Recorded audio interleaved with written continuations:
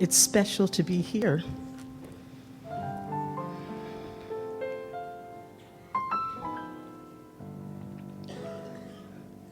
Them that's got shall get, them that's not shall lose. For the Bible says, and it still is good news.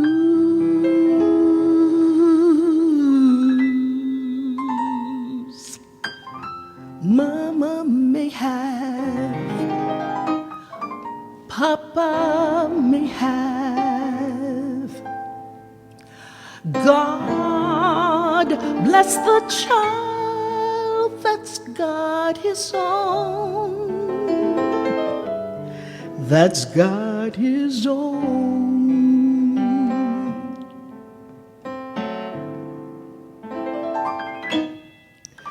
Yes, the rich gets more and the weak ones fade.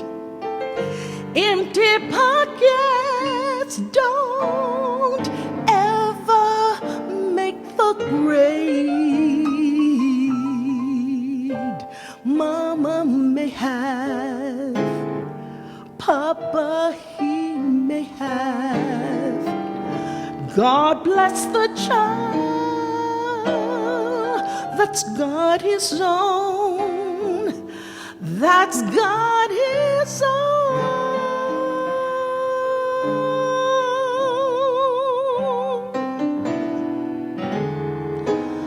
Money you've got, lots of friends crowding all around your door. But when the money's gone and the spending in, they don't come around no more, no more. Rich relations you get, crust the bread and such. You can help yourself, but don't you dare take too much. Mama, she may have, Papa, he may have. God bless the child that's got his own, that's got his own. Ooh.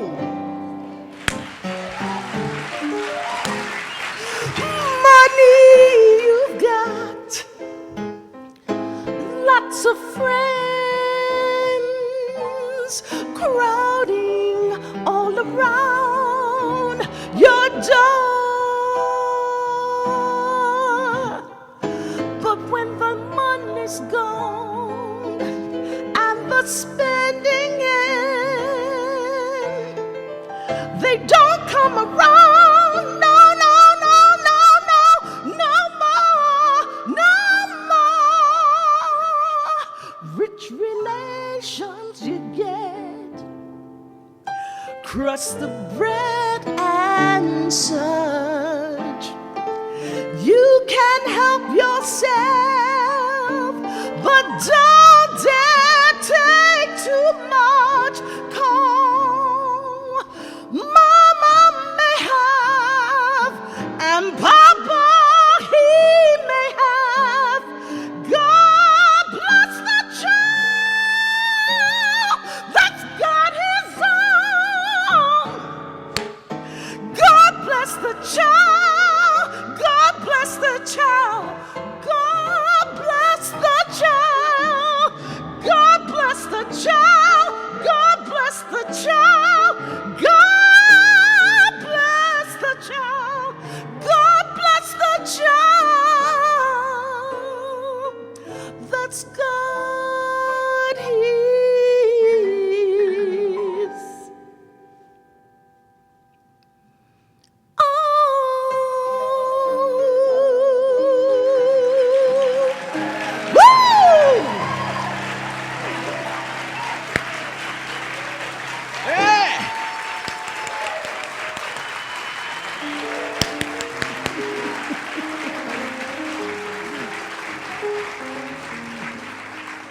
Well, it feels almost like Sunday morning. A couple of years ago, one of my dear friends wrote this lovely song. And you knew that was Billie Holiday, right? Something she wrote in 1939. It was recorded in 1941 or 44, during that time. But I've had the pleasure of singing with some of the finest ensembles on this side of heaven. But not only with my group, Providence Music Group, but and James Perry, he and I sang together many years ago. Hezekiah Walker wrote a lovely song. I like it because it's just good music. But more than that, it's what I call my group therapy music, where we can do this together. I'm going to teach you one line, and the line that says, I need you to survive. I'm going to point to you, and you're going to say, I need you to survive. Can we practice that? Oh. They follow us. I just love this group. So we're going to just do that for you, okay? It's going to be short, but it's what?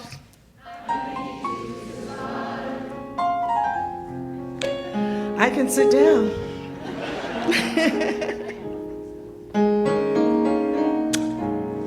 That was from my friend. I heard your voice.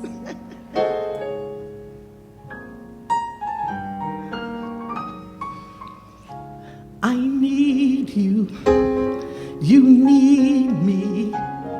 We're all a part of God's body. Stand with me. Agree with me. We're all a part of God's body. It is His will that every need be supplied. You are important to me. I need you to survive. You got it? I need you. You need me. We're all a part of God's body. Stand with me. Agree with me. We're all a part of God's body. It is His will that every need be supplied. You are important to me. I need you to survive. I'll pray for you. You'll pray for me. I love you. I need you to survive. I won't harm you with words from my mouth. I love you. Here you go. I'll pray for you. You'll pray for me. I love you. I need you to survive. I won't harm you with words from my mouth. I love you. It is His will that every need be supplied. You are important to me. Yeah, yeah, yeah. You are important to me. You are important. I need you. You are important to me. I need you. It is His will that every need be supplied. You are important to me. Yeah, yeah, yeah, yeah, yeah, yeah. Now, one thing you can just do, maybe to the person sitting beside you, you can tell them that. I need you. Come on.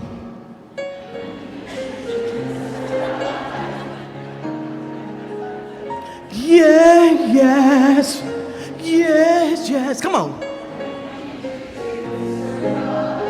You are important to me. I need you to survive.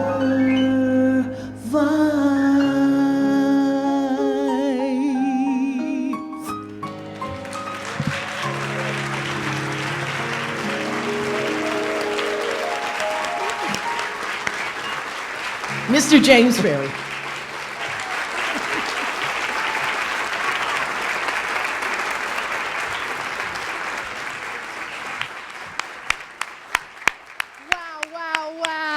Thank you.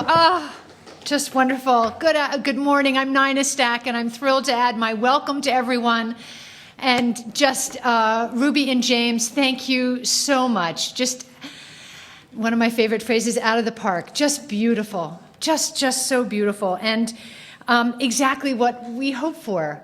You know, to experience what we've just done, it's brought us away from whatever it took to get us here this morning and brought us into this place. And that's what a really beautiful, compelling, artistic expression can do. And that's why we honor the tradition of having a creative performance at all of our signature events, because we want you to be present here. You've given yourself the gift of the time and the space to come together with colleagues, to explore big ideas and to learn together. And having that kind of a performance just brings us all together here. So thank you so much. Let's give them a round of applause again.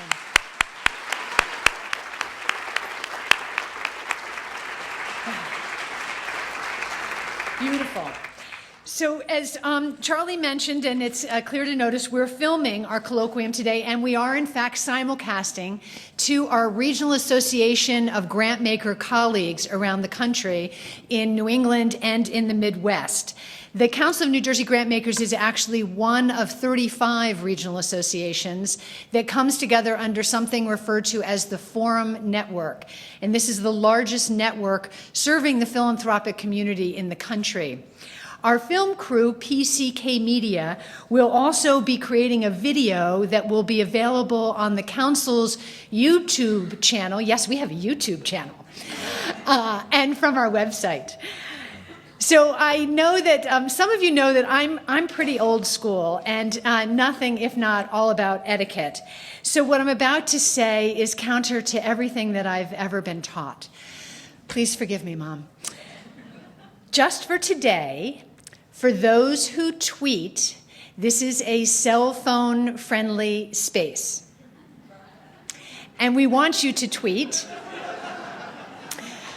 And we want you to use the hashtag public contract, because then we'll be able to put together a Storify blog. I'm so hip. A Storify blog and send that out to everyone and share it with everyone in the next few days. But hey, those cell phones, they better be on silent. So our conversation will go for about an hour or so, and then we'll open things up for a few questions.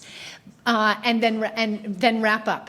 But the conversations don't have to end at that point. Thanks to our sponsor, J.P. Morgan Chase & Company, we have boxed lunches for everyone to enjoy and tables set up throughout the lobbies.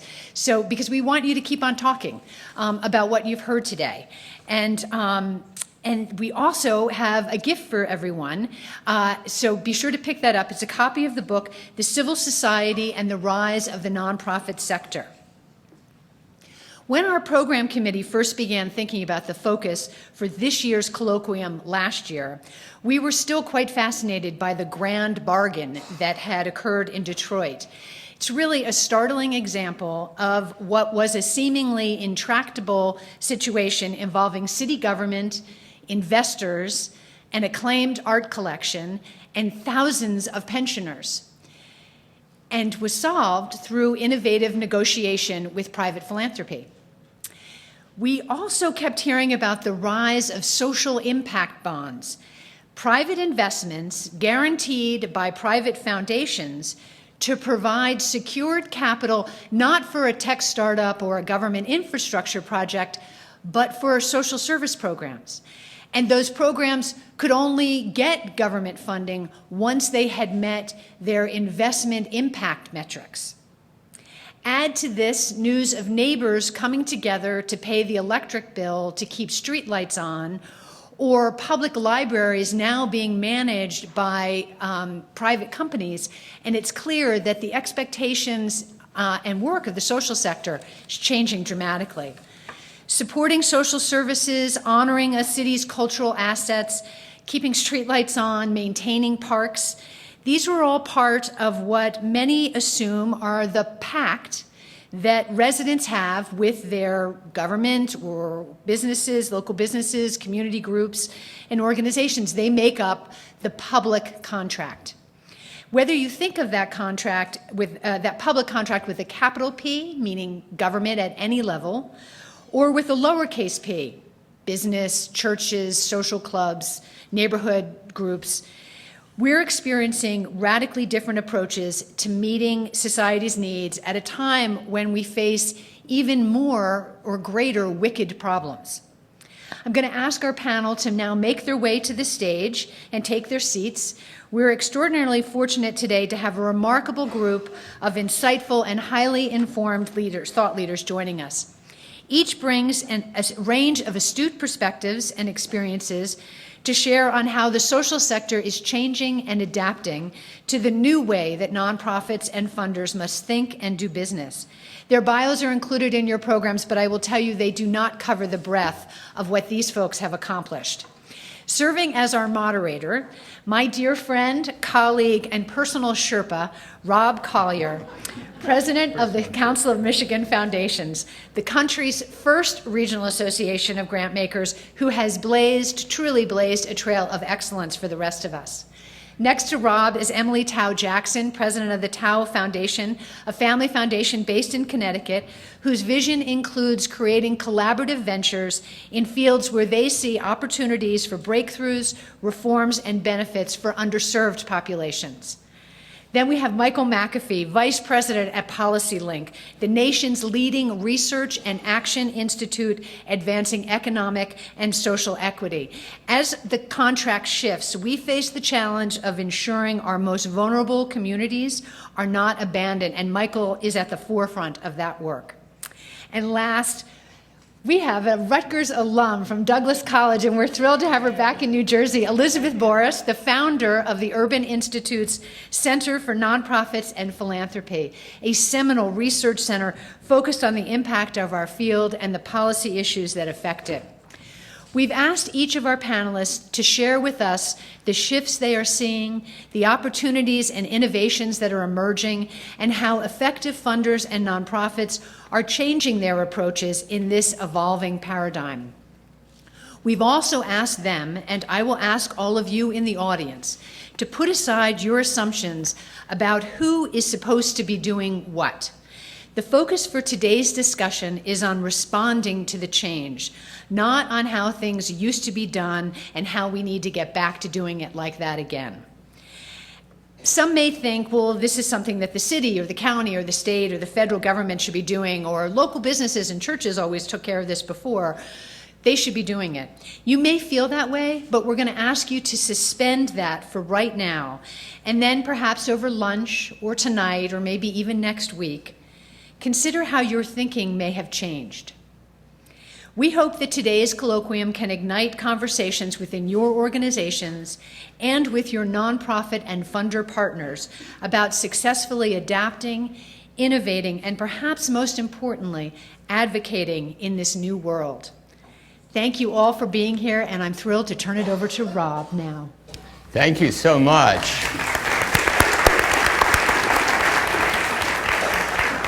Well, I'm honored to be able to serve as the moderator with a panel of true rock stars for our field and for our sector. And as we all know, and you've heard a little bit about our backgrounds, change is moving at a rapid pace, and our partners in the public sector, government at all levels, whether it's our local communities, our state government, our federal government, seem a bit overwhelmed. And so what is happening with that traditional relationship with our sector. And I'm going to be asking my colleagues a series of questions in this conversation, and there will be time for you to have questions as well. But I want to start off with Elizabeth Boris. And Elizabeth, and then I'll ask Michael and Emily to chime in as well. Elizabeth, in my conversations with policymakers in Washington and in Lansing, it's been really interesting to see the change in the dynamic of not as how philanthropy and the nonprofit sector are helping those most in need, but the question we're now being asked is how are we relieving the burden of government, which seems like a bit of a stretch. And I'd love you as our research and data expert to give us a few thoughts on how do we respond to this change in their perception of the fact that we need to be relieving their burdens, Go for it. Well, there are many answers to your question, but first of all, we need to think about the scale, right? Government is way up here, and the nonprofit sector and philanthropy are way down here in terms of actual dollars that we have to put toward problems. So we have to educate them about what we can do and make sure that their expectations are in the right place. So when we study nonprofits and government, we think about complementary and supplementary relationships. That's kind of educationese. But we complement in some ways, and we supplement in many other ways, fill gaps, et cetera. But we have to help them think about the sector in realistic terms. That's where data comes in. And data will open the door if you say to a policymaker, as I've often said, nonprofit sector we have a labor force of over 10% of the labor force in this country, bigger than the manufacturing or the finance sector. And then they sort of sit up and listen. But that's not the end of the conversation. The conversation has to go on and really talk about our goals, what we accomplish, what we're doing with those resources that we have. We know that government directly contracts and has grants with nonprofits all over this country, and they're increasing partnerships with the philanthropic sector. So there's many more ways in which we're interacting. But government has contracts for all kinds of social services, and a recent study that we did in the past few years showed $137 billion of government contracts with nonprofits.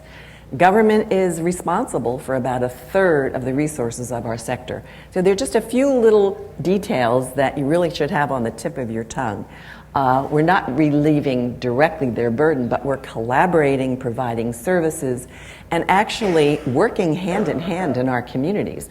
After all, we leverage those dollars with volunteerism, about $8.7 billion in New Jersey alone, and we leverage that resources that are going into nonprofits. All those folks are paying payroll taxes, they're buying food, shelter, et cetera, in their communities. So there's an economic impact. Right. We can't get hung up on the economic impact, but that does open the door. It opens the door, right, exactly. Well, so you've given me a good lead to ask Emily and then Michael to chime in on this, because we're often, the Speaker of the House, the last Speaker of the House in Michigan, one of his favorite vocabulary words was offload. And every time, it was like, well, government doesn't need to be doing this. The nonprofits and philanthropy can be doing this. And I finally had to remind him that he controlled an annual budget of about $54 billion, and all of philanthropy together had an annual budget in Michigan of about $1.6 billion. So the question is, how can we create change, or how can we help create change, systems reform, with a little bit of money and a lot of courage? And sitting next to me is a wonderful philanthropic leader, Emily. I must just first of all say, we all need to give you a round of applause, because last night you were honored by the John Jay School, right, for your work. And so let's give Emily a round of applause. But Emily, your foundation, you and your foundation have made a huge impact for the kids of Connecticut. Can you just share with us a little bit about how you've managed to partner with a fairly large partner in terms of state government in Connecticut and really make change happen, make impact happen? Sure. Well, I'll start by the fact that we approach the issues in our state knowing that we didn't have the answers. And so that was the way that we approached government, systems leaders and folks who were on the ground running our state's juvenile and criminal justice systems. And we asked them, how could a foundation like ours, a small foundation with a small fund, actually add value in this field? Are there gaps? Are there things that you're dreaming about, but you can't, things that you're dreaming about, but you can't do? Are there things that you think are terrible that are keeping you up at night? And, I have to say in the beginning, there was a feeling like, why are you sticking your nose in our business? Right. No one's ever paid attention before to the juvenile justice system. And there was a feeling like it's kind of an adversarial moment there. But we kind of kept at it and said, we're really here to help. We don't know the answers. What ways could a private foundation demonstrate things that work, extend services and evaluate the impact, and then that would allow you to expand your contracts with social service agencies. And over time, we actually developed an incredibly collaborative and friendly relationship with folks who we were exposing things that they were not doing well. And one of the things about data is you have to be brave enough to put it out there and say, we need to change, we need to do things better. And I think having a relationship with the foundation was, ultimately extremely helpful. And, we didn't set out to work with government necessarily, but when you're trying to deal with problems that are really controlled by government because they're the ones running these very large systems, then there really is no other way but to make your approach and say, how can we help, and be open to new ways of doing your work. And it's ended up being incredibly productive for us in the state of Connecticut. We went from being the worst state in the nation with the highest incarceration rate for young people in the entire country to being actually the state with the lowest incarceration rate for juveniles now. So, that took 20 years. It didn't happen in one grant cycle. No. So one of the things when we're partnering with government is we've got to be willing to be in it for the long haul. And that's what we've learned in Michigan. We've been doing it now for 30 years, and you have to be in it for the long haul. So oftentimes I'm told by government or there's reference to the fact that it's really all about revenue, and where's the money? Show me the money. Where's the money coming from? And as was mentioned, one of the most important things in our sector is we've got to support the individual giver as well as the foundations and all of us who are involved in charitable giving. And this is an important year in 2017 because it marks the 100th anniversary of the charitable tax deduction, which is sound tax policy that we want to make sure Congress leaves alone and just keeps in place for us all. But as part of that discussion, and Michael, I really would love you to chime in now, because as part of this discussion about revenue and about what's going on, we're hearing a lot of discussion about the growing inequality gap and the whole issue of equity. And as part of the pre-read for this colloquium, we were all sent a wonderful article, a very thoughtful article called The Broken Contract, which really pointed out that this growing inequality really corrodes trust. And PolicyLink, you and your colleagues at PolicyLink have been doing some of the leadership work on this relationship with equity, and I think, as I recall, one of your mantras is that equity is the new growth, or the real growth in our society. Give us your thoughts about this issue and government. Sure. It speaks to the scale that Elizabeth spoke about, and it speaks to the great system work that Emily has led. The scale of the problem is critical for us to understand. The structure and the design of the problem is equally important. It was policies that were brilliantly and elegantly designed in many communities that designed opportunity out of it. It was not systems work, and maybe that was the implementation of it, but it was policy that did that. And so when we think about equity, we actually think about it in terms of just and fair inclusion, creating a society in which all can participate and prosper. And for us, that is grounded in policy work. We still believe that even though we may be renegotiating the public contract, that there's a role for government because policy is creating a structure that is either going to work for us or it's not going to work for us. And so we really try really hard to get into the right conversation around, are we talking programmatically, system, policy, engaging families? We believe we've got to be in that conversation, all of those elements of that conversation. The policy issue is huge right now because as we talk about offloading to the nonprofit sector, you heard how hard that would be. But it's actually not the nonprofit that is going to change policy. The financialization, if you go back and read that Packer article on the broken contract, the financialization of our society, those policies shifted the contract. Mm-hmm. So to expect the nonprofit sector to take that burden on and then to have an electorate that does not want to implement new policies seems to be folly. We can't get there from here. And so for us, as a nation, we've really got to decide. He talked a lot about the manners and the mores of elites. However we see ourselves and the roles that we have, we've got to decide what type of nation we want to build. We can hide behind data, we can hide behind a lot of things, but we've got to ask that question. What is the society that we want to build? What are the policies that will support that? And then how will we then go about implementing it? Very well put. Thank you so much. Can you take a few moments, and I'm going to ask all three of you to chime in on this, really.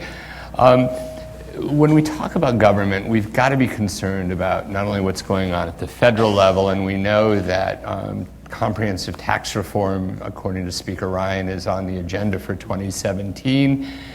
And they're interested in giving corporate a major tax break. They're also looking for other sources of revenue. So there's a lot of discussion going on in Washington right now, but there's also a lot of discussion going on at the state level too. And we're seeing some interesting, legislative moves in terms of from some of our states. And while I can share some horror stories from the Midwest, Emily, I want to just ask you about, and Michael and Elizabeth chime in on this as well. One of the recent articles that we all read about was an effort to impose a tax on the Yale University Endowment Fund, which generated a fair amount of discussion around the country in our sector and from other policymakers. I heard from major endowments coast to coast over that.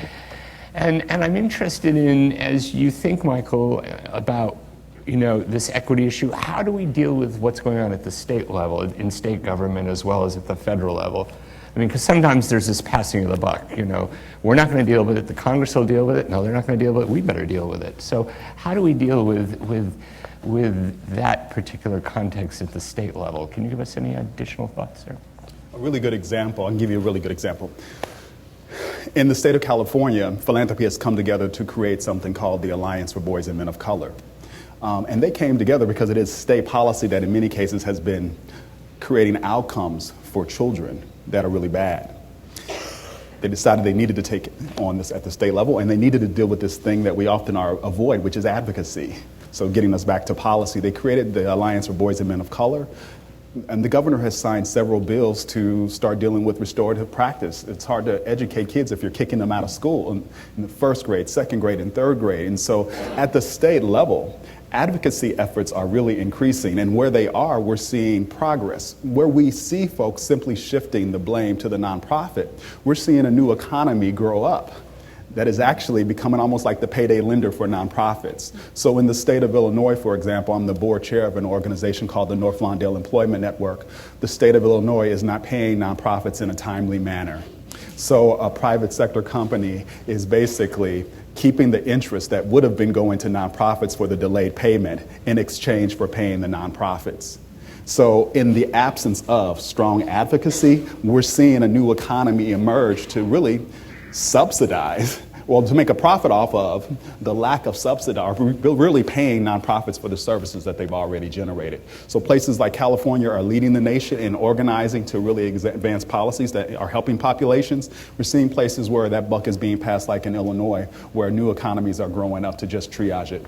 Great, that's very well done. Elizabeth, give us your thoughts before I come back to Emily about this issue of how can we, as the nonprofit sector, be mindful of what's going on at the state level as well as at the national level? There are a couple ways, and we've been involved at Urban in some of them. The National Council of Nonprofits, for example, really has members, membership associations all over in many of the states, and one of them is here in New Jersey. But on this particular issue, there was a really nice partnership between the Urban Institute's research on nonprofit government grants and contracts, and really lifted up those issues of lack of timely payment, lack of full payment, where the nonprofits were really subsidizing the government for social services and other kinds of services as well. And the National Council took our results, and in every state where they had a membership association, they trained them to use that information to go to their legislators and say, this is not fair, it's not working, nonprofits really don't have the wherewithal to float the state governments and the counties and the cities where this was all happening. Because just what you said was happening. Somebody had to help pay the bills while the government was 90 days late, 180 days late. And so that created a tension, and some of this goes back to the Great Recession, where they really had completely stripped down in terms of no resources and nothing to go to the table with in terms of providing their own resources. So they had to turn to outside entities to get that liquidity that would allow them to go on. So that's advocacy and policy and research all sort of came together in a very useful way. Urban Institute doesn't do advocacy, but we can provide the data and the information for advocates to use, and that was a great partnership. So I think we need to be thinking more broadly about how we go about it. An association that can galvanize its members, feet on the ground in the communities so that they can have a voice and have some ammunition, right? This is really hurting nonprofits, and we showed in the research what was happening to nonprofits. They were cutting benefits for their employees, they were cutting hours for their employees, they were using up whatever resources they had, they were getting lines of credit. The very last thing the nonprofits would do was to actually turn away recipients, beneficiaries who really needed those services. So it all came out of the infrastructure and the heart and soul of the not the heart and soul, the sinew and muscle maybe of the organizations. And they're just now, many of them, getting back to where they were before the Great Recession. So these kinds of issues really play out in long-term, in the long-term well-being of the organizations. Would you like to add anything on that point? Well, yeah, I kind of want to bring it home for those of us who run small foundations, and we hear, stories like this, and we think, how could I possibly get involved in something that seems so much larger? That I have a small staff or no staff. We have a small endowment. We only, I think there's sort of a myth in the field that you can't be effective if you don't have, a big name or a lot of money to put on the table, and also the fear of getting involved in public policy when you don't want to be, necessarily in the public eye. Like a lot of foundations are shy that way and don't want to publicize what they're doing. Or I know in the beginning, my foundation, my board was scared to put out, any kind of document about what we did because they thought we would be inundated with grant applications and we wouldn't be able to handle it. In fact, the fact that we got focused on an area where we saw a big problem, which was our state's juvenile justice system, allowed us to create sort of a very logical criteria for who could actually apply to us and who couldn't. And our early work involved meeting with all of the children's advocates around our state and realizing that there was no one gathering place to talk about juvenile justice, the system's failings, and what could be done about it.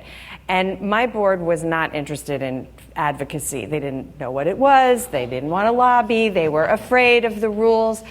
And it wasn't until we were actually doing it without knowing we were doing it that we started talking about it. And what happened was we started casually gathering with all of our state advocates for children, talking about juvenile justice, and what coalesced became the Connecticut Juvenile Justice Alliance, which was a statewide coalition to try to push for change in our state system. And we gave the very first grant to this organization. It's not even its own 501c3. It's under another community action group. And we became participants in this work in addition to funders. And that organization, the Alliance, has now become the go-to place for data, information, resources, but also the watchdog, the ones who are putting the stories out there in the media, talking about what's happening, and lobbying, because they're allowed to. We encourage all of the organizations we support to lobby to the full extent of the law on behalf of their own organizations and the clients they serve. And that is like a 180-degree shift from how when we really didn't understand what that meant. And that's how a small foundation can actually have a really big impact. So let's take a few more moments and address the infamous A word, advocacy, because it's, as this contract, the public contract, is changing, it's becoming, you've heard from our distinguished colleagues, it's becoming increasingly important. And I was encouraged that one of our nation's top resources on nonprofit governance, BoardSource, recently said that external advocacy should be on that list of the top 10 responsibilities. They've made it number 11 of any trustee. And we clearly have realized that if we don't tell our story well, we're going to have a real challenge on our hands, and we've got to be out there with a collective voice. So, Michael, give us some more thoughts from your perspective about this relationship with government and the role that we all should be playing as advocates, if you would. I'll give you two really good examples this week in terms why this is our work, and if we aren't going to do it, we really have to decide, why do we keep writing about a problem that we don't have the stomach to deal with? And after Hurricane Katrina, there's been such good work done in New Orleans. Phenomenal work. Done a lot of work to put local hire in place. Folks started coming out with data saying, African American men are not working, let's get them to work, and all that good work had been done. Folks decided that they were going to attack the local hire rule. So here you go, you've been working away, you've been putting policies in place to hire locally, get people back employed, and now folks are attacking it, getting ready to strip it without putting anything in place. So we're not in a results-based conversation. We're in a conversation that is really going to hurt people. It was philanthropy and advocates all across the nation that mobilized to beat back that attempt to design another system that was simply going to keep the unemployment numbers high. That is one example. Another example this week is what was happening in Congress with affirmatively furthering fair housing. We talk about gentrification, we talk about disparate impacts of concentrated poverty. The Supreme Court handed us a gift to say that, we can now, you have an extra tool in your arsenal to deal with housing discrimination, disparate impacts around housing. Congress was getting ready to try to weaken the affirmatively furthering fair housing rule. Now, we haven't even gotten to implementation of it right now. It's being piloted in several cities across the country. It was advocates in philanthropy who, again, mobilized to beat back the attempt to water down the very thing that would help us deal with mobility, concentrated poverty, etc. Those are two examples that if philanthropy and nonprofits chose to be silent, no matter what they did on a programmatic or systemic side, wouldn't have mattered. And so as a nation, when I talk about us as leaders, we've got to decide, where do we stand in this moment? Because you will need to wade into conflict. Your voice does need to be heard. And when it is being heard, it is pushing back attempts to keep things as they are. Those are two real-world examples. New Orleans, local hire. At the federal level, the watering down of the affirmatively furthering fair housing. The fight isn't over, folks. This stuff is just starting up. And I can't stress to you how folks who share a different political bent, or a different social interest, or a different economic interest. I'm not talking Democrat or Republican here, but folks who do not necessarily ask who's being left behind by what I'm doing. They are designing a system that is not working, and it is now contaminated even the middle class. So even when you may have thought that you didn't have a dog in that fight, you do. In most cities in America right now, middle class Americans have to decide, can I live downtown and enjoy all the new amenities? Or do I have to move out to the suburbs because I can't afford the bad educational system and putting my child in private school? So there is a consequence to our loving neglect. There is a consequence. And I'm sharing those two examples because all across the country, you're seeing those subtle fights happen. And it happens very subtly, but it is because of the advocates that are sending out those signals that folks are mobilizing, and they're getting results. And so that is the game right now. On both sides, folks are advocating for their interest, and when we don't advocate, we're going to lose.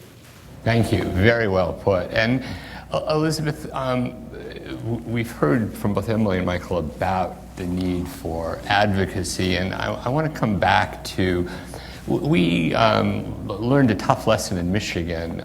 For 20 years, we had 3 charitable giving incentives, 3 charitable tax credits.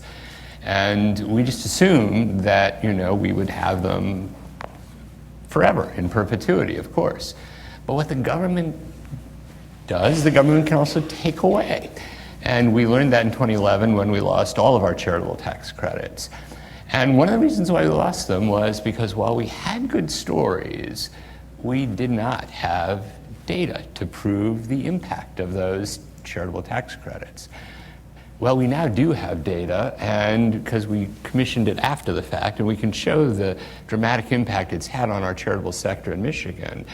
But I guess I'm interested in your advice, Elizabeth, from the standpoint of folks are overwhelmed with information, and I'm often told that philanthropy and the nonprofit sector and your leadership at Urban is a trusted source. So can you share with us your thoughts about what can we do to make sure we're using data strategically to influence our relationship with government?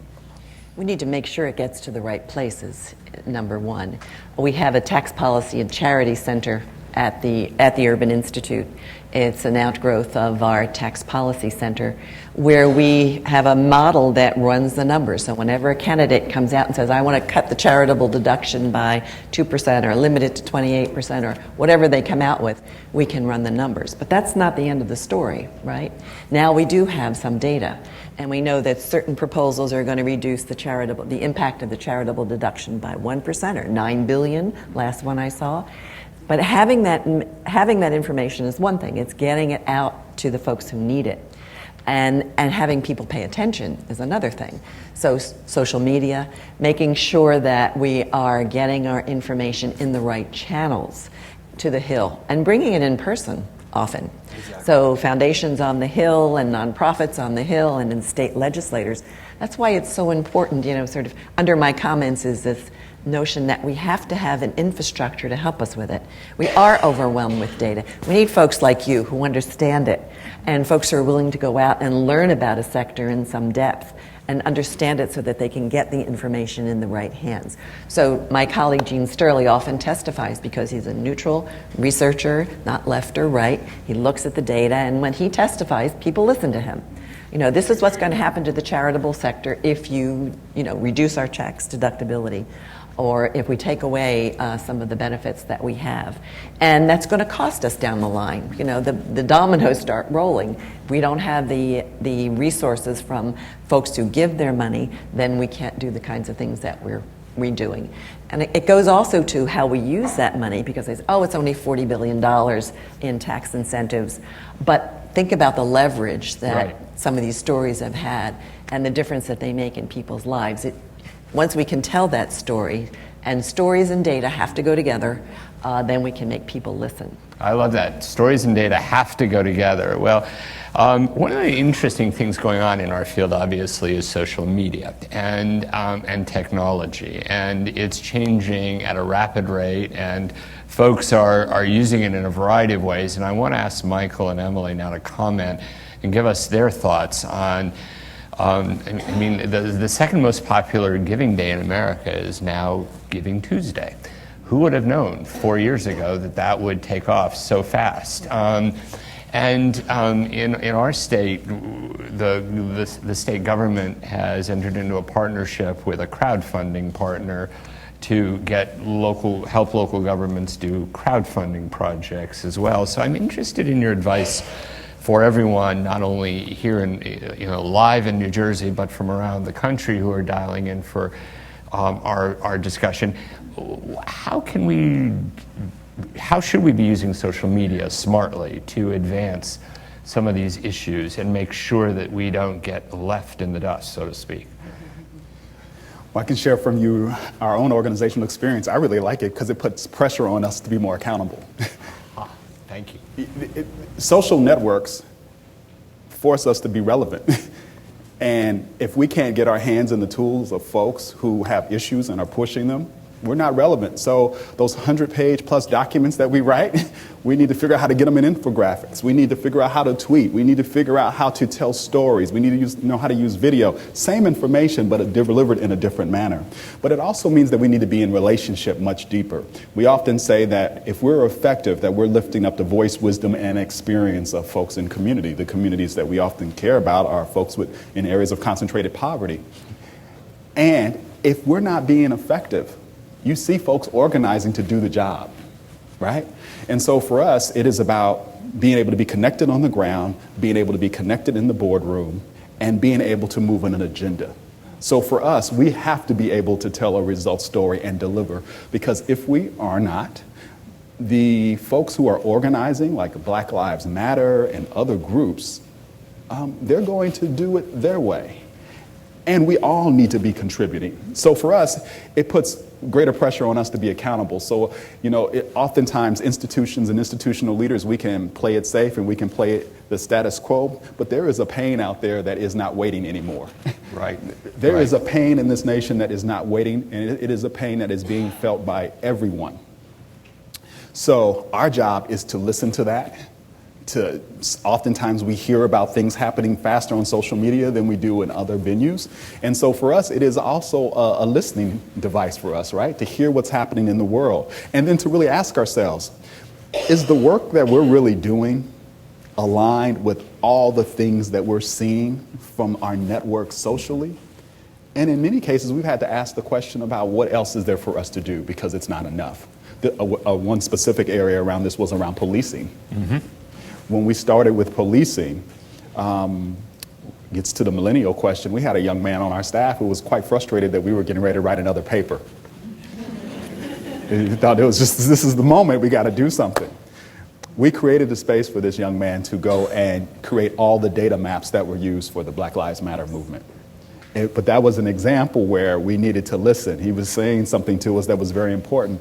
The paper isn't going to change anything right now. I need to get data into the hands of activists. And that was an example that when they did that, they created a powerful data map that became a standard. The New York Times, papers all over the world started using their data. And then they created Campaign Zero now. Wow. And so that is an example of what can happen when you're listening to a different network and then figuring out how to marry your institutional expertise with liberating the creative genius of a millennial. Very much so, very much so. That's our theme for today. It's all about liberating the creative genius of millennials. I like this. This is a good theme. Thank you, Michael. So Emily, as a family foundation, how, and you've got multiple generations, I know you've got millennials engaged, how are you using social media, and how do you keep in touch not only with your family members who are involved in the foundation, but also with your grantees, and chime in here. You hire someone in their 20s to be your communications manager. That was really a big turning point in our organizations. We never had a someone who was in charge of communications, and our grants manager is very savvy in this area and has built a communications platform for us. We're still fledgling in this area, and we have some presence, but we also are very intentional about promoting the organizations that we support on social media, because people look to us, but we're not on the ground doing the work. So if I retweet something that one of my grantees tweets, then that adds a level of credibility to what's been put out there. And so I feel a responsibility to be doing that. But I wanted to sort of give an example of a learning that we had around an advocacy effort that we've been working on, which is on raising the age of criminal responsibility in the state of New York. One of the accomplishments that we've been fortunate to be associated with in Connecticut is that when we first got into the work of juvenile justice reform, 16 was the age of majority for the criminal justice system in Connecticut. So on your 16th birthday, if you got arrested, you were going to adult court, adult jail, and prison. We successfully raised the age in Connecticut to 18, and now are poised to potentially raise it to 21, which is really quite extraordinary. Yes. To 20. Thanks. Thank you to our state, our governor and our state legislature. It's very, very exciting. But in New York, where we're deeply invested, it's still 16, one of only 2 states in the entire country that is still 16. So we are supporting, at least half a dozen advocacy organizations that have been working on the Raise the Age campaign.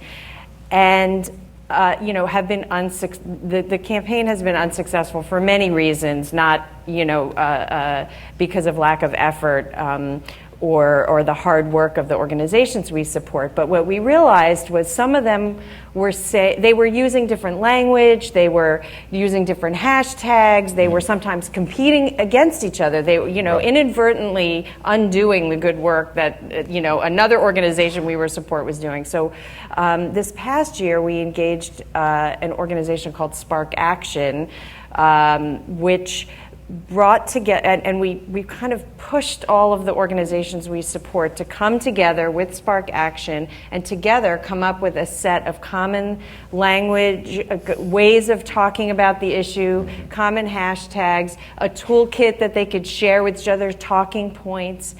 And it's been incredibly effective, and they've all benefited from it. And I think the difference in the amount of traction we've gotten on this issue during this legislative session versus last year is quite remarkable. It was a very small grant.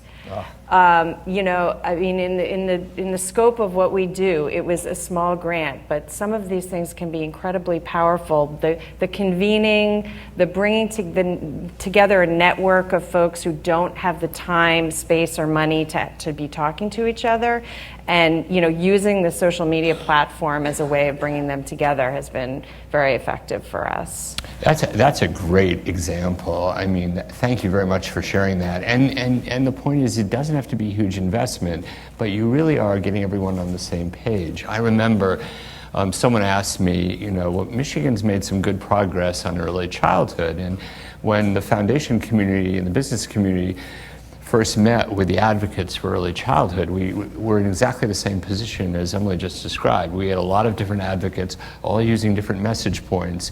There wasn't a collective voice. And we said, we've got to have a collective voice if we're really going to impact public policy. And in the last 3 years, we've had the largest state budget allocation for early childhood in the nation because of that collective voice working with state government. So thank you. So Elizabeth, in your wonderful leadership work at Urban, you and your colleagues, and I've helped fund a number of them, have commissioned a lot of important papers. So I have to ask you, how are you now using all the great data? Michael introduced the term infographics, which we're now saying is a key word, but give us your thoughts about how do we communicate and use social media to tell the story of this good work that you all are doing? Well, Urban has had to go the same route.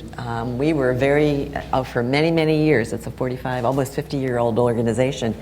We'll do the research, you find it, and you use it. It doesn't work anymore. So Urban has a new website. We have to tweet, we have to blog, we have to, communicate in the way that people receive their information. You can no longer put out 100-page papers and expect anybody to read them. So if you have a 100-page document that you're providing to the government for some project, you also have a blog of, I don't know how many words a blog is nowadays, 350 words with a lot of white space and some bullets.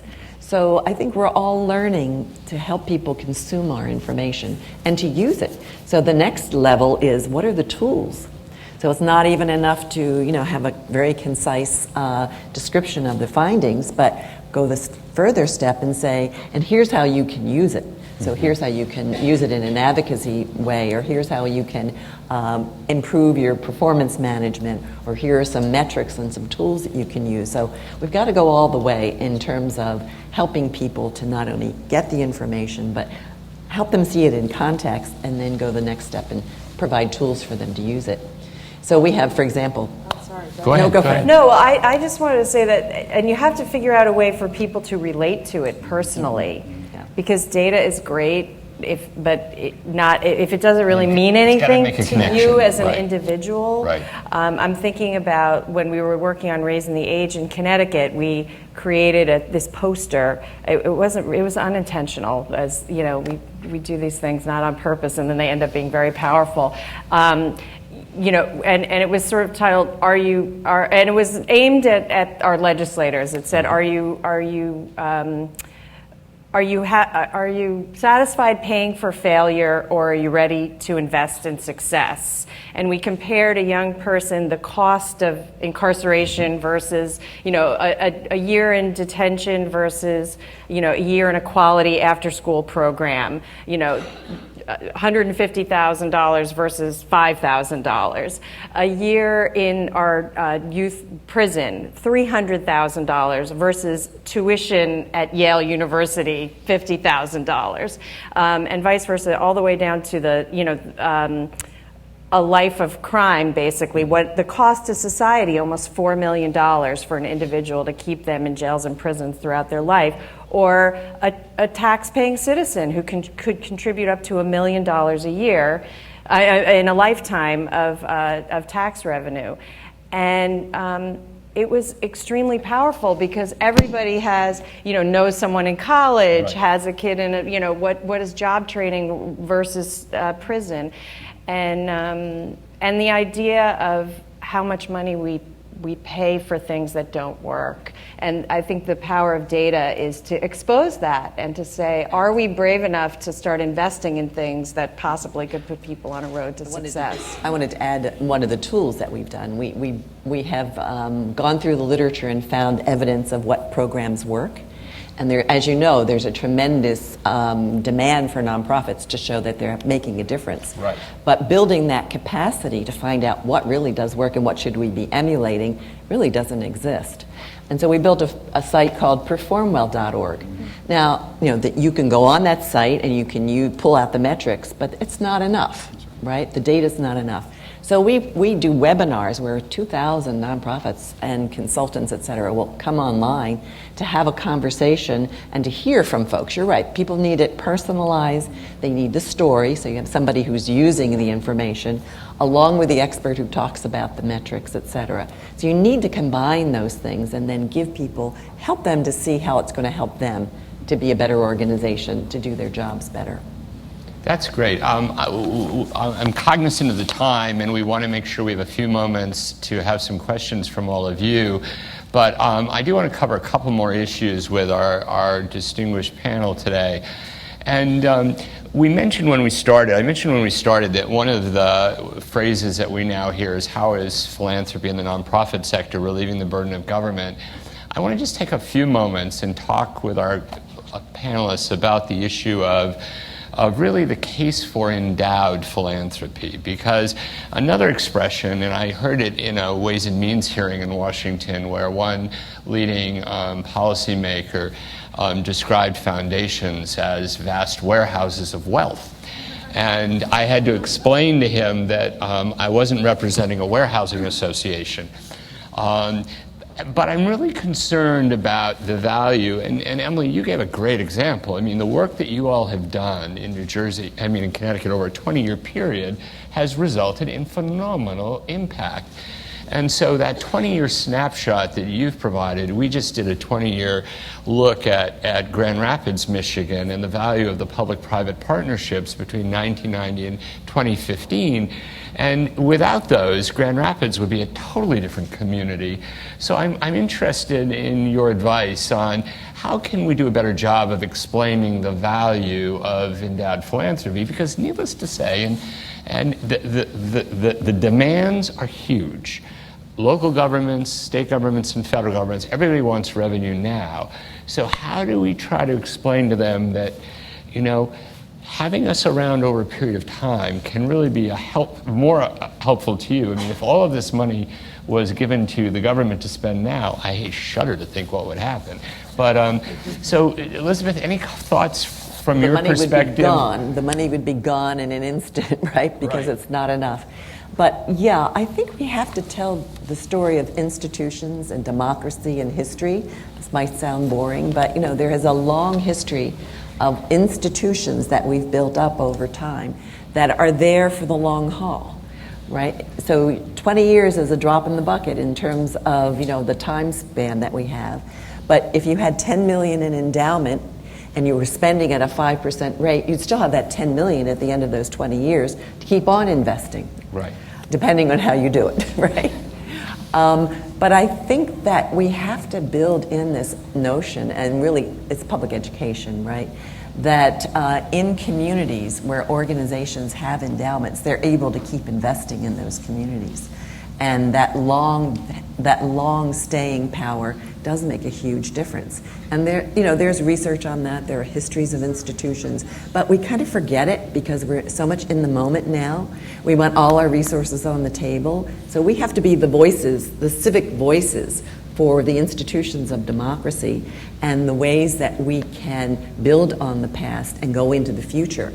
If we had spent, as people would like us to do, out all the endowments because there was a crisis, the next crisis wouldn't have any there, right? Right. And if you have institutions who came to the rescue of Detroit or in Katrina or whatever, if they didn't have endowments, they couldn't be that flexible. They couldn't put those resources where they were needed at that point in time. So it's both a long-term thing that we need to be talking about, and also the endowments give you that flexibility to react and to make a difference in the shorter term as well. Right.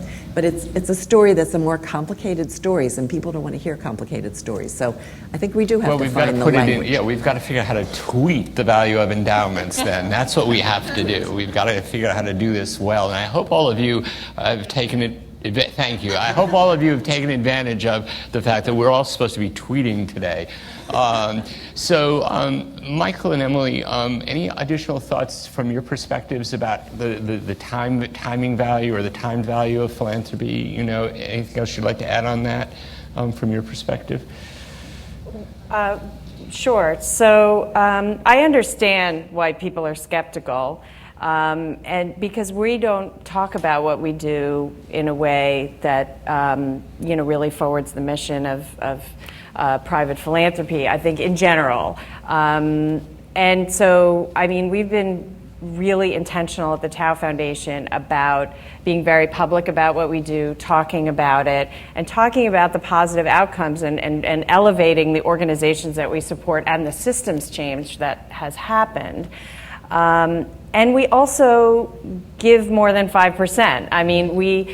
We will risk the fact that we may not be around forever if we see things happening in today's world that we think need to be addressed, and we have the funds to do it. So, we don't limit ourselves in that way. We take those opportunities when they come up. And most of our colleagues do not do that. They are very limited about, oh, we only do this, we only spend this at this point, and our next board meeting isn't it for 6 months. And I have to say, we have worked very hard at our foundation to make decisions between meetings, to be nimble and flexible about how we spend our money, when we spend our money, what types of organizations we invest in. And the fact is, you know, we have this incredible responsibility when we run a foundation to work for the public good. And we take that very seriously at the Tao Foundation, and many of our colleagues do as well. And so sometimes you have to just break out of the rules that you've set up for yourself. I mean, we have incredible freedom. We can pretty much do anything. And so we have to run with that. And we tend to make our own rules. We put ourselves in little boxes and say, oh, we only fund this, we only fund that, we only fund on this timeline. And so I try very hard to like my father always says, if you make a rule, you're going to have to break it. So, you know, just stop making a whole bunch of rules for yourself. And it's allowed us to get involved in really exciting work, and also we can take the risks that others cannot take. Right. So when you talk about working with government, I mean, foundations throughout history have taken risks when you look at medical research, when you look at all kinds of different you know, scientific work and the like. That's where the riskiest investments have been made, and sometimes they've been things that, you know, have just benefited society in such substantial ways. And I mean, I know my board is excited to get involved in that kind of work. That's great. That's great. Well, we often hear about philanthropy as, you know, the risk capital of our communities and of our world. Michael, any additional thoughts from your perspective as you work with foundations from PolicyLink's point of view? Sure. I think Elizabeth said something important that was about institutions. There is a crisis of institutional quality in the nation, and it's important for us to think about how do we deal with it. For us, I would love for us to have an endowment. So love for us to have an endowment. But one of the things that is good about not having one is we have to stay relevant. We have to deliver. We have to do the work. And I think sometimes when I talk about this crisis of institutional quality, sometimes we sit back on the luxury of having that endowment, and we are doing good stuff, but it's not necessarily connected to what folks, the lived experience of folks, deeply enough. And I would say that is the opportunity for us, is to really hear the pain that we're seeing, the discontent that is emerging on both sides in this electoral season, to really begin to ask ourselves, we've been doing all this work, why is that still there? How do we connect with it deeper? How do we relieve it? I think if we can figure out that there is something more for us to do to increase the capacity of our institutions to serve, that might be a good path forward. I think what you're describing in terms of the bold leadership of your foundation is what is needed. Folks who are willing to roll up their sleeves, make some of these big bets, to deal with the messiness of being in the work for 20 years. I can't tell you, I'm dealing with an effort right now where we have got policy wins through this Obama administration. We've created new efforts, they're getting results, and at the very moment that we have the institution, the infrastructure built, is the very moment now that all of our program officers are going somewhere else. And we're only going to come right back to this work 5 years later and have to build it all over again. And so there is that type of stuff going on in our sector that it's got us working against ourselves. Right. So I would ask us to think about, what are the institutions that we really need to have in community now at every level? How do we really invest in them so that they can actually be around and deliver? They don't need to necessarily have an endowment, but we do need to get clear about, just as philanthropy is clear around, are you going to be around or are you not? If you can translate that interest to how do you think about what is the core infrastructure needed in the nonprofit sector, I think we will make some progress. I would just like to add that you've really hit on a very core point. I recently had a meeting with Senator Gary Peters, one of our U.S. senators from Michigan, and we're all dealing with the Flint water crisis in Michigan, and others around the country are helping us. And Senator Peters commented to me, he said, Robbie said, I recently had a very interesting tour of City Hall in Flint, and I was pleased to meet with the new mayor of Flint, but however, there was nobody there. And one of the issues I think that you reference both for our sector and for government is that we've really got a significant capacity problem at all levels of government. And if you look historically, the Flint Community Development Department at one time had a staff of more than 20 people, and now there's one. And so when you rebuild a community, how do you mobilize capacity to make that happen? So thank you for that point.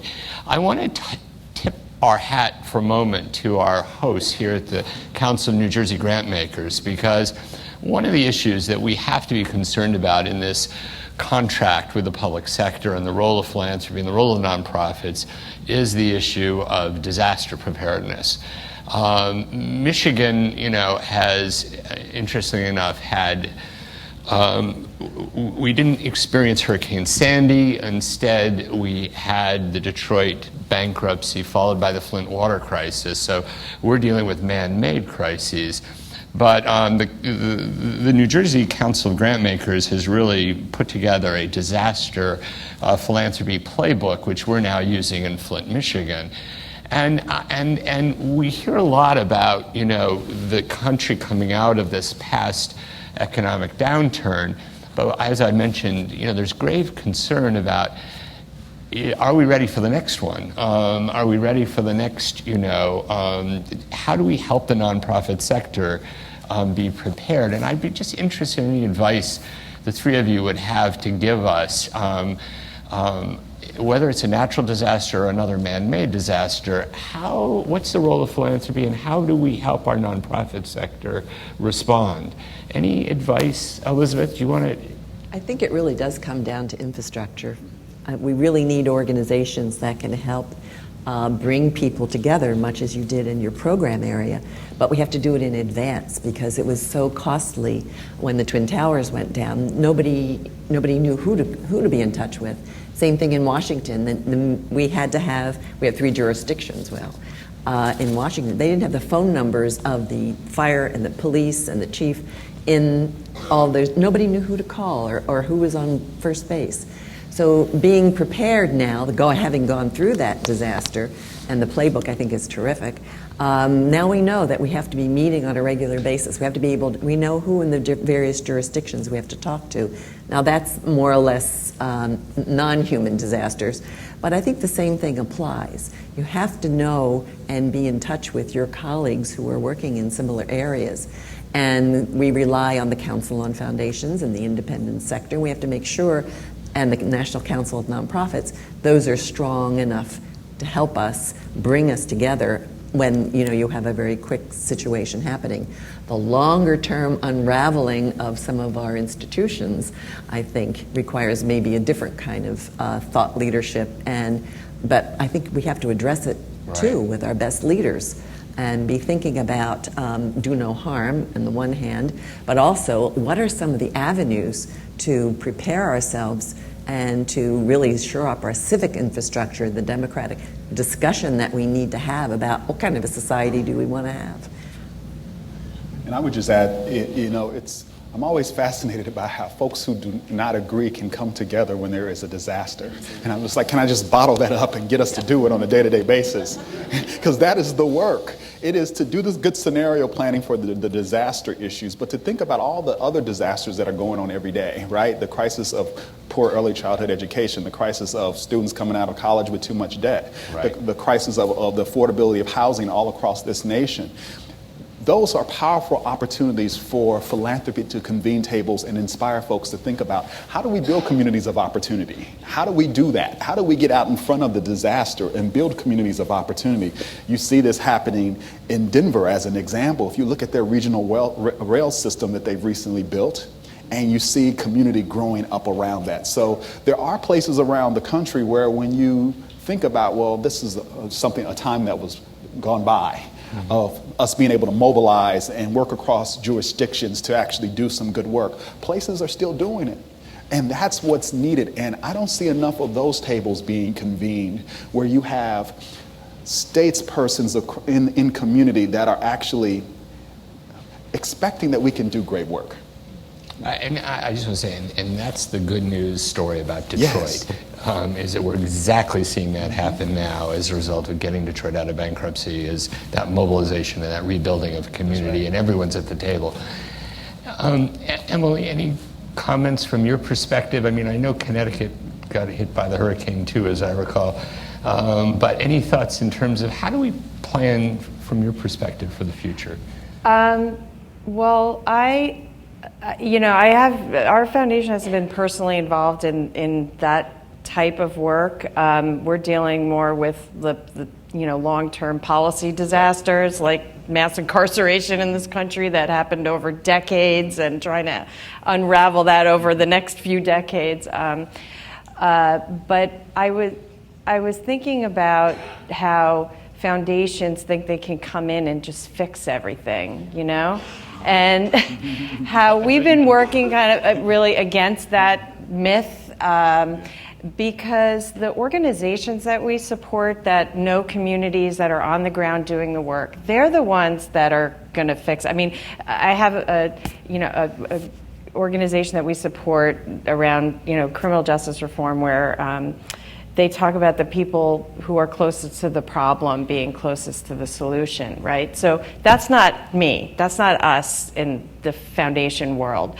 So the ongoing support of networks, of coalitions of people who are on the ground doing the work, supporting them with unrestricted funding, to keep their capacity strong, so that in times of need, they have the staff to do it. And instead of trying to go in and fix the problems, just supply the space that they need to come together, buy the food, buy the transportation, just create the space for the people who don't generally meet and talk to each other, who are coming together for the first time, to be united. I mean, that's like the secret sauce, I think, that foundations can provide, right, that others are not able to do. And that there's no restrictions about us paying for, I go to government meetings where, government isn't allowed to pay for lunch anymore because, right, so foundations can pay for lunch, because guess what? When people travel from all over a state to come together,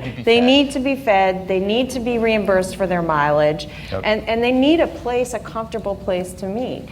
And I have to just tell you as an aside, one of the best things we did was we put we put our House Committee on Early Childhood in a bus together and took them to Chicago to visit some early childhood sites. And I still have staff and members of the committee saying that the best thing we could have possibly done was have the foundation community put them in that bus, because they had to talk to each other.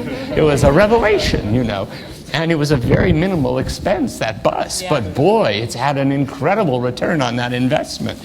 It's time for us to start wrapping up, and as our phenomenal hostess comes up, I'm not going to say it. As our phenomenal hostess comes up, I just want to add that you've heard why these three people are such great leaders in our field. And at the recent Council on Foundations conference, one of the keynote speakers was that phenomenal Arthur Richard McCullough, who talked about the book he's just done on the Wright brothers. And I remember him saying very vividly that very little of consequence is accomplished alone. And when you think about the stories that we've shared today and the stories that you all are doing, the collective power of the nonprofit sector and of philanthropy is really something for us all to celebrate. So let's give us all a round of applause.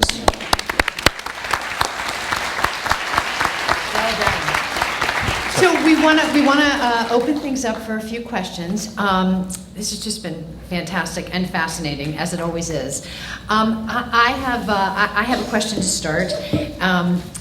Last week here in New Jersey, there was a new report released, actually by our friends at Thomas Edison State University's Watson Institute, that looked at 4 cities where poverty rates are double or triple the New Jersey average. And I'm wondering if any of you could share some innovations or strategies or work that you've seen in the ways that foundations and nonprofits are working differently in that kind of a situation. And I'm looking at Michael because I'm guessing in the work that you've done, you've seen perhaps some strategies that would be, I mean, this is huge. I mean, it was so striking that we've got 4 cities that they can identify specifically that are double or triple in terms of poverty rate, and we have so many that are in terrible poverty situations. Yeah, so I can give you a good example in Minneapolis. They, on the north side of Minneapolis, area of concentrated poverty, they really realized that actually there isn't a pathway out of poverty. There are good programs, and you might stumble into one, and opportunity is too random because of the design of their system. So they really decided to say, you know what, we're going to actually build a supply chain that we know how children enter, and we know we can get better outcomes going out. And what that meant is at every developmental stage of that cradle to career pipeline, they brought the partners together, and the partners actually designed what the system would look like. So they can articulate the supply chain, which is a huge innovation for our sector. Not just an ecosystem of nonprofits who say they're working on a kid, but actually they're not really holding the same children consistently.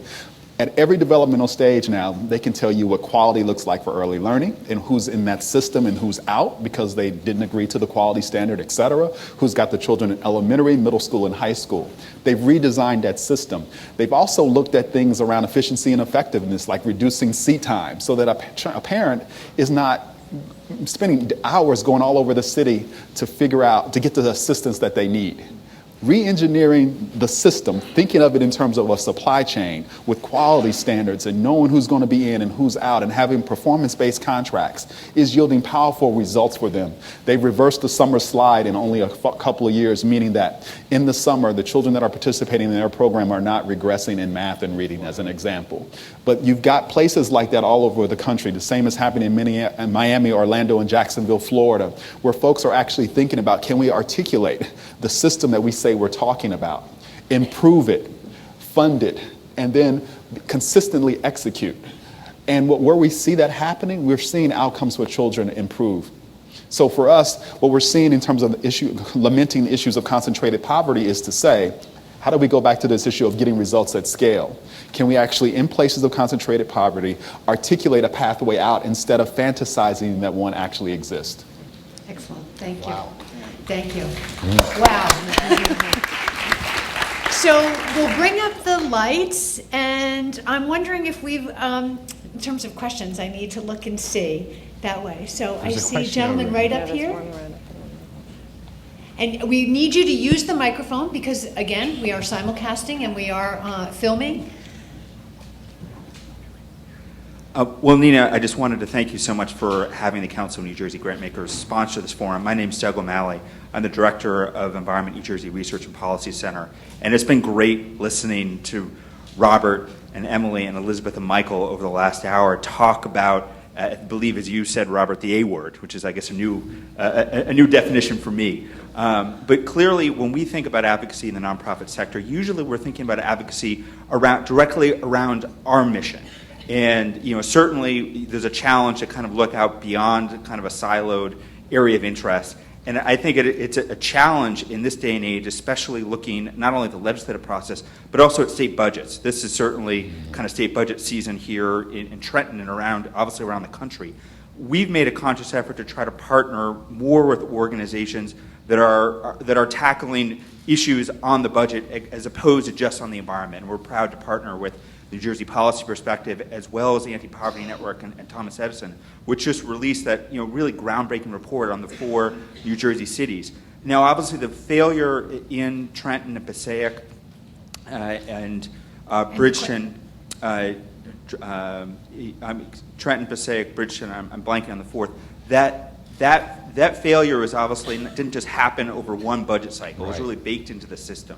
And what we're seeing here in New Jersey is a broader issue of kind of cutting off funding for nonprofits across the sector and an effort to try to get, quote, quote, tax fairness. And I'm interested in the effort, not only here, but around the country that you're seeing of the need for foundations and the nonprofit community to engage in the overall budget process to ensure that not only that our piece of the pie for our kind of mission is okay, but everyone's piece of the pie is all right. Thank you. There was a comment down. Rob, actually, it's a question, and I'm wondering if I was thinking about what you've developed in Michigan. You were talking about it, sharing with us about last night in terms of the 3 things that you've got in place in Michigan. If you would share those. Sure. What we realized in Michigan, particularly, we partnered with the Michigan Nonprofit Association to do this, is that we needed an infrastructure in all 3 branches, so to speak. So we created first a bipartisan, bicameral nonprofit caucus in the state legislature, and it's been incredibly helpful. We don't always agree with everything, but we've been able to advance some legislation by really helping them understand the value of the nonprofit sector in Michigan. The second part of our infrastructure that we created was we realized that we needed to have a closer relationship with the regulators. So we have a nonprofit council with the Office of the Attorney General. And once again, it's very productive. We meet 3 times a year, and every fall we jointly put out Giving Wisely for All Michiganders with the Attorney General and Michigan Nonprofit Association and the Council of Michigan Foundations together. And then the third piece was in 2000, we've got a 30-year history of working with state government, but in 2000 we realized we had to raise the bar, and we created the Governor's Office of the Foundation Liaison. So we've actually had lone staff in the Governor's Office. We started with Governor Granholm, have continued with Governor Snyder. And it's been incredibly helpful to have these 3 pieces of our infrastructure in place. When Governor Snyder became governor, he met with the foundation leadership, and he realized when he left the meeting that early childhood had better be on his agenda. And so that's what we've created in Michigan. Thank you. Thank you. Alex. Hi, everyone. My name is Alex Forrester from Rising Tide Capital. Thank you so much for this wonderful conversation.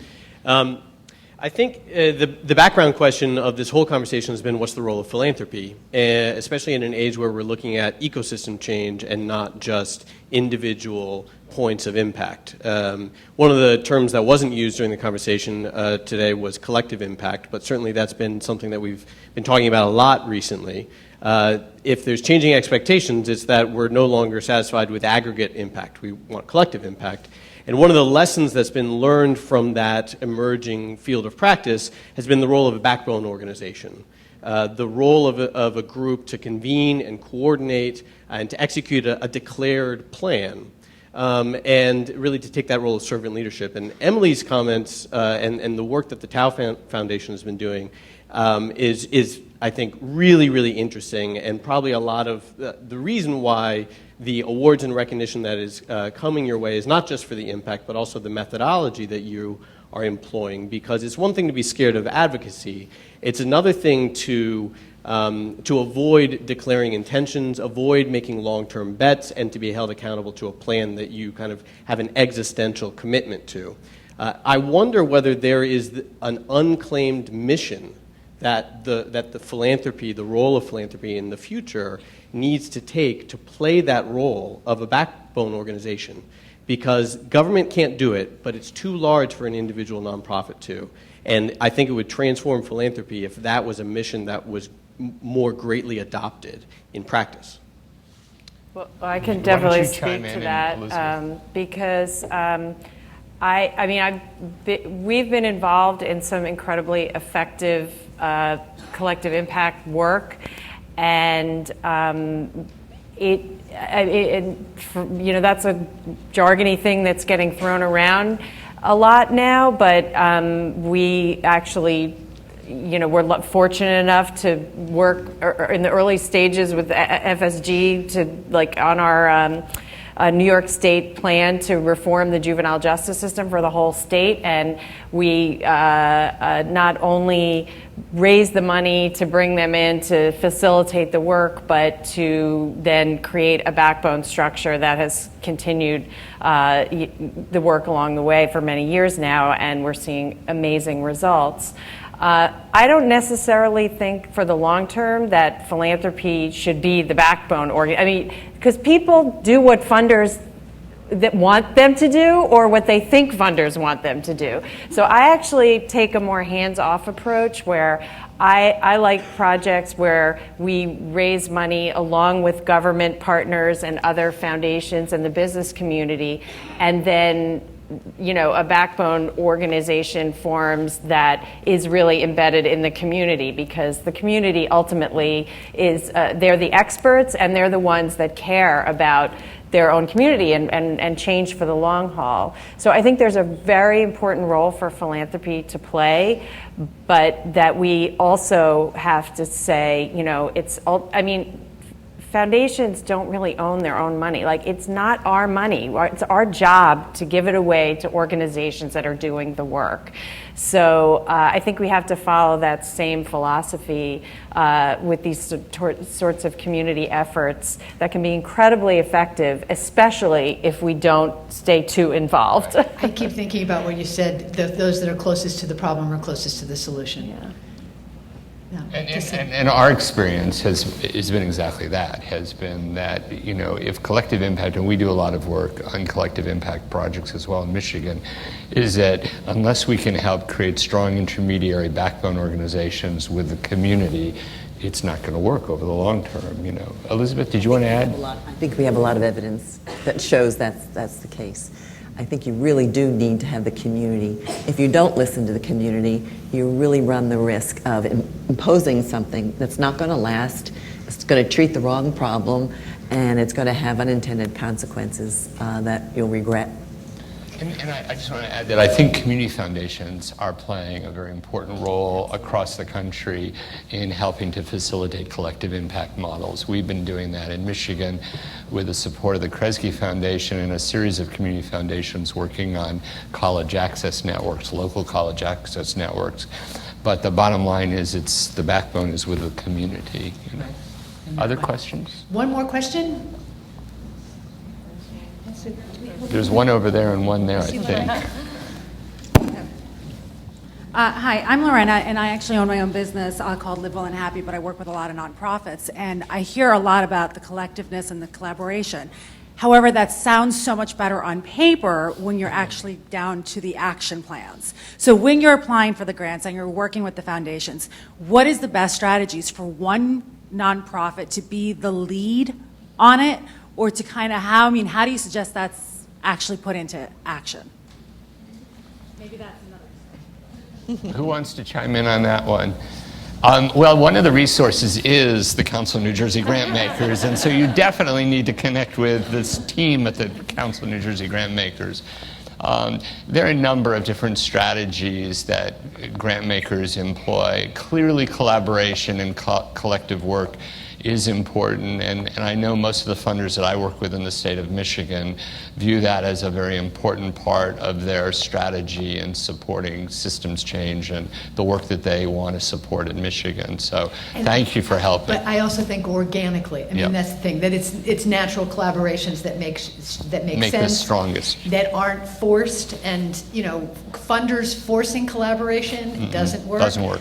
Nonprofits forcing a collaboration between each other doesn't work, but it's finding those, Michael, you spoke so well about sort of those natural partners and how you can come together and build a coalition that way, and the impact that you can have that way. I don't know if there's anything you want to add on. Yeah, we often say collaboration is not a result. Right. And the reason why we say that is because sometimes that's the end. And for us, what we say is, I can walk into a community and very clearly tell whether we're in a results-based conversation and results-based work or not by asking a partner that's at the table to stop talking and telling me the story and simply tell me what is the result that they own, what is the measure of progress that they own, and what is the target that they're to hit for a specific population for that year. If I can't get that level of discipline articulation of what they're in that room for, it usually means you just got a bunch of good folks in a room who are doing good work, and we might get some results or we might not. And so for us, bringing discipline to how we talk about how we work together by owning the contribution is how we push ourselves to be accountable to each other. So where we go, we'd say don't form tables until you know who's coming into the room that's going to own a contribution. That is the price of admission, that you are committed to owning something and that you can simply say what it is, just like I did. Don't give me the 30-minute story about what you're doing. Tell me what you own, and then we can talk about it in depth. Excellent. That was great. Excellent. That was great.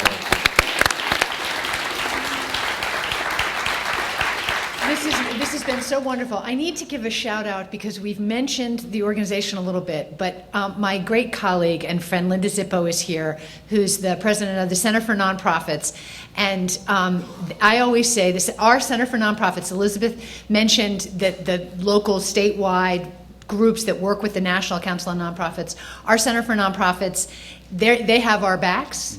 They are the go-to folks. So, and as one membership association, I'm going to promote another membership association that is serving all of us and serving us really well. So I just wanted to make sure to make that point on that. So, yes, all right. We will have a full video of this, as I said, on our YouTube channel. We're going to, at this point now, sign off to our simulcast friends around the country and say thank you very much for joining us, and to give our panelists another round of applause.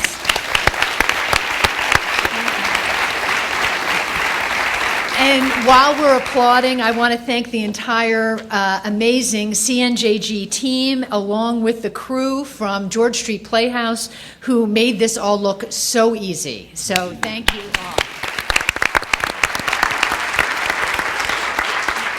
I want to thank our sponsors, without whom this would not be possible: PSEG, Campbell's Soup Company, PFK O'Connor Davies, First Energy, the Robert Wood Johnson Foundation, and it's my great pleasure now to have Alma Dimitropoulos from JP Morgan Chase & Company, our conversation and luncheon sponsor, come up and say a few words to take us out, closing thoughts, and wish us on our way. So Alma Dimitropoulos from JP Morgan Chase & Company.